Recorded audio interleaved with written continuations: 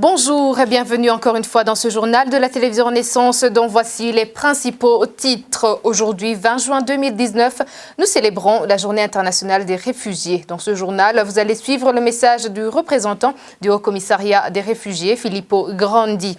Les enquêtes de la Cour pénale internationale sur les crimes commis au Burundi continuent d'après Fadi Abdallah, le porte-parole de cette Cour. Le fait que le Burundi s'est retiré du statut de Rome n'entravera pas le travail des enquêteurs, rassure-t-il.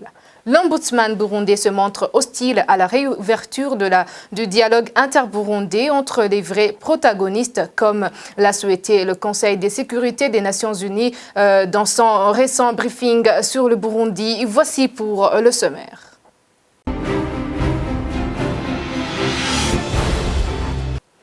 Bienvenue encore une fois dans ce journal. Comme mentionné dans les titres, chaque 20 juin de chaque année, le monde entier célèbre la Journée internationale des réfugiés. Filippo Grandi, le représentant du Haut Commissariat pour les réfugiés HCR en sigle, dans son message, il a fait savoir qu'il va faire tout son possible pour que tous les réfugiés rejoignent leur pays d'origine. Suivez.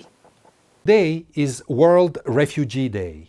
It is a day to honor you, the people among us who have been forced to flee, to leave your cherished homes in order to survive.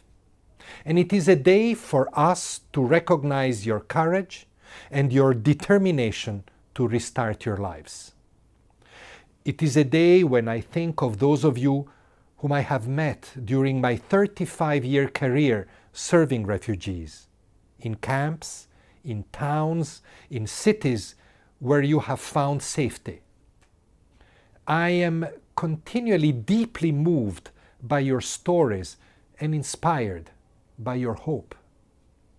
So on this World Refugee Day, and also every day, my colleagues and I pledge to do all we can to help you. Not just to get by, but also to thrive. Even though there are more people like you who have been forcibly displaced than ever before, over 70 million, we have developed better ways to mobilize the world to support you. Is it enough? No. There are still far too few resettlement places for refugees who need them. Funding levels are too low. Some countries are introducing restrictions that are hurting your access to asylum. Boats are hindered from rescuing drowning refugees. Peace talks are slow to bear fruit. But many generous countries and communities are still welcoming places. And new partners from development and the private sector are offering investment and expertise. Ordinary people are donating and volunteering. Voices of humanity are holding their ground. And so, on this World Refugee Day, we must have hope. Même s'ils parviennent à survivre de leur vie d'exil, les jeunes Burundais réfugiés à Kigali ne parviennent pas à se faire soigner ni à faire soigner leurs enfants. En cette journée internationale dédiée aux réfugiés, ils demandent au HCR de leur venir en aide afin de les octroyer des cartes d'assurance maladie ou des cartes mutuelles. Suivez.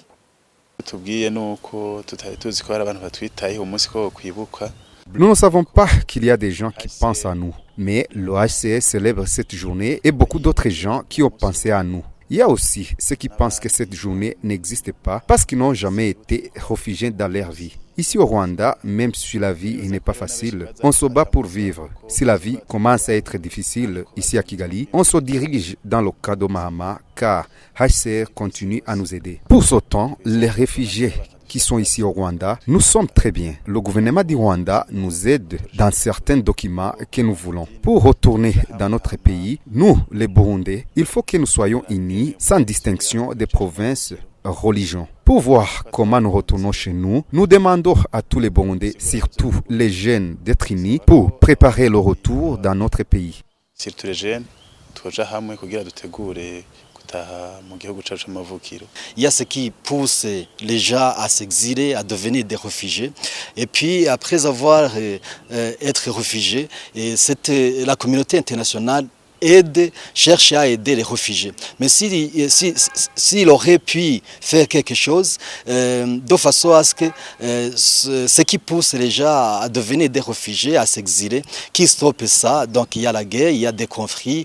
Donc si l'opinion internationale parvient à stopper ce qui peut pousser les gens à devenir des réfugiés, ça serait une bonne chose. Par exemple, tu peux avoir des problèmes de loyer, problèmes de manger 3 fois par jour. Donc ça arrive aussi pour les Rwandais. Donc en tant que réfugiés, nous vivons comme d'autres Rwandais, là où les Rwandais cherchent du paix à vivre quotidiennement.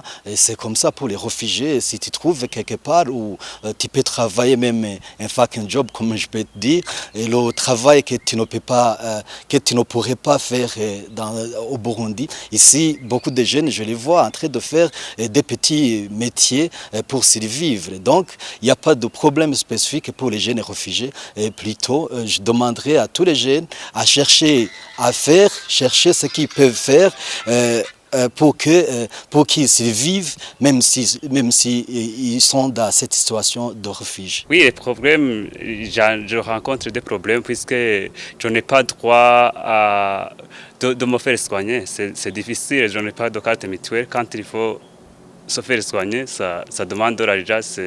Se faire soigner dans un centre de santé privé, ça demande beaucoup d'argent.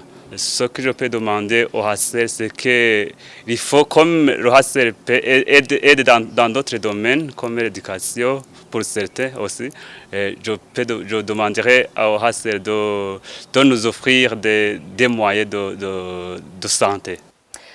Poursuivons ce journal sur la page politique. L'ombudsman burundais Edouard Nduwimana s'insurge contre le récent briefing du Conseil de sécurité des Nations Unies sur le Burundi qui demande la réouverture des dialogues interburundais entre les vrais protagonistes. Selon lui, c'est une façon de distraire l'opinion burundaise dans un pas franchi vers l'échéance électorale de 2020. Pour les décisions de l'ombudsman et au regard de la situation actuelle, ce briefing demandé par des pays qui pourtant sont au courant aujourd'hui des avancées réelles auxquelles est arrivé le Burundi en termes de paix, en termes de sécurité et de réconciliation, étonne autant que la déclaration de M. Ismaël Kirby. Même si le briefing ne donne pas lieu à une résolution, cette démarche montre qu'il y a encore des pays ou des organisations qui n'entendent pas laisser le Burundi jouir pleinement de sa souveraineté. En qualité d'institution nationale déchargée de la médiation, nous reconnaissons l'importance du dialogue dans tous les secteurs de la vie nationale, y compris et surtout dans le processus électoral. C'est ainsi que nous encourageons ce dialogue dans ce sens en cette période où les échéances de 2020. Aujourd'hui, ce dialogue a été clôturé et le facilitateur a remis son rapport au médiateur, son Excellence Kaguta Museveni. C'était Edouard Nduwimana. Pour Tassien Sibomana du parti UPRONA, non reconnu par le pouvoir de Bujumbura, l'ombudsman burundais n'a aucune prérogative de stopper les négociations interburundaises au moment où le médiateur Yoweri Kaguta Museveni n'a pas encore pris la décision d'arrêter ses pourparlers. Tassien Sibomana. Que l'ombudsman burundais peut dire que le président Museveni, en qui on a renouvelé la confiance d'être médiateur, même s'il ne fait pas grand-chose, mais tout au moins au niveau de la communauté est-africaine, on lui a renouvelé la confiance. Est-ce que maintenant l'ombudsman peut dire au peuple burundais, à la communauté internationale, que comme il avait ouvert le processus de dialogue, Museveni aurait clôturé un jour ce dialogue. Et maintenant sur la page justice, les enquêtes de la Cour pénale internationale sur les crimes commis au Burundi continuent et doivent être confidentielles pour la réussite. C'est ce qu'a annoncé Fadi El Abdallah, le porte-parole de la CPI. C'était ce mercredi lors d'un point de presse. Suivez. L'enquête est en train de se dérouler. Maintenant, l'enquête doit être confidentielle. Donc, nous ne sommes pas en mesure de donner des éléments spécifiques sur le déroulement de l'enquête.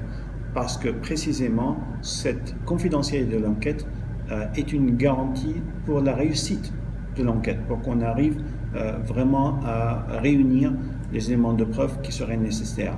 Mais je peux vous dire d'une façon générale qu'il y a une équipe du bureau du procureur qui est en charge de cette enquête, qui est une équipe multidisciplinaire, qui essaie d'identifier dans le cadre du conflit au Burundi, dans le cadre de l'autorisation par la Chambre préliminaire, quels seraient les crimes les plus graves qui pourraient potentiellement relever de l'autorité de la CPI pour enquêter et pour poursuivre les auteurs possibles de ces crimes-là.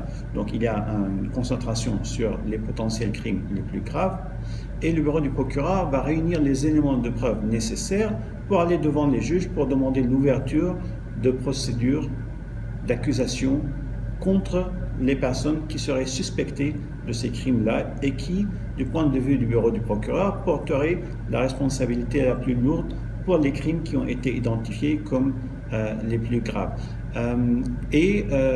Dans ce cadre-là, si les juges seraient convaincus, ils vont délivrer un mandat d'arrêt ou une citation à comparaître le moment échéant lorsque le bureau du procureur fera une telle demande et si les juges seront convaincus.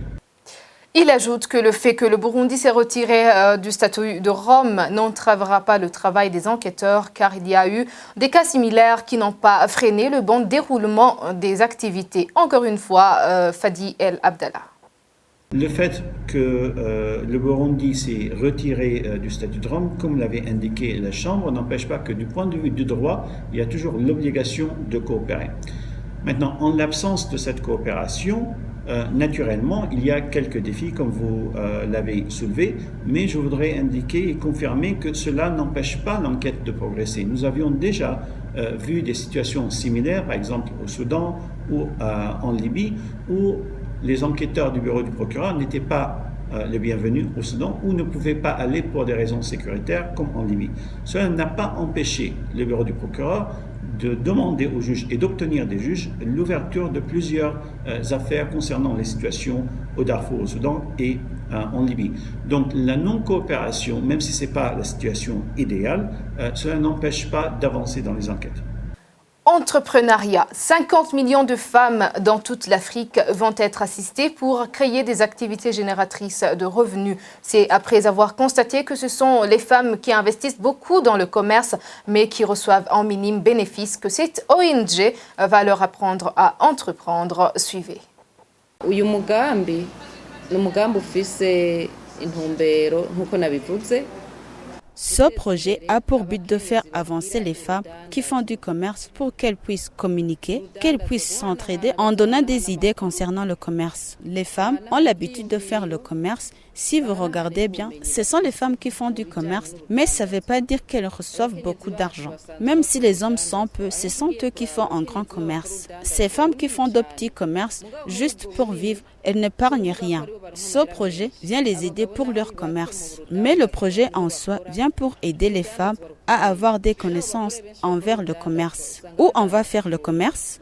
Comment on va faire le commerce? C'est qui, quand on va échanger au sujet du commerce, comme je vous ai dit, c'est le projet qui vient partagé par 3 pôles d'Afrique. Donc, les femmes qui se trouvent dans notre pôle d'Afrique de l'Est vont collaborer ou communiquer avec les femmes d'autres pôles. Par les femmes qui sont au Zimbabwe, en Afrique du Sud, ou bien des femmes qui sont dans le pôle Nord, par exemple au Ghana, au Sénégal, elles vont être en collaboration. Ce genre de communication, vous comprendrez que c'est la façon simple de communiquer via la technologie nouvelle d'aujourd'hui que nous utilisons. Par exemple, les téléphones portables, ces portables qui vont aider et surtout les femmes qui sont avancées dans le domaine du commerce.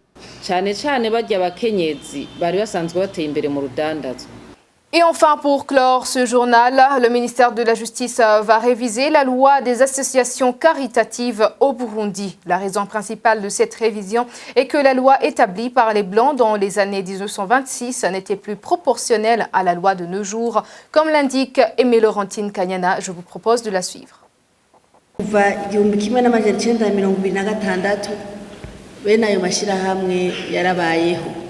Depuis 1926, ce genre d'association existait. Elles se conformaient sur les lois qui ont été établies par les Blancs de cette époque. Jusqu'à maintenant, nous voyons que ces associations existent ici au Burundi, mais elles sont organisées suivant la loi de 1926. Bien entendu que c'est la loi la plus ancienne qui n'est pas proportionnelle à la loi de nos jours. C'était la raison principale de faire analyser la renouvelation de ces associations. Pas seulement la révision de cette loi, mais aussi d'adopter une nouvelle loi. Aujourd'hui, nous autorisons ceux qui veulent travailler parce que ce sont de bonnes actions qu'on ne peut pas arrêter même si la loi n'est pas proportionnelle à nos jours. La raison principale de renouveler ces associations, c'est pour changer cette ancienne loi pour qu'elle soit conforme à la loi de nos jours. Parce que nous avons constaté que les Burundais sont déterminés de prendre une part de leur patrimoine pour aider les vulnérables.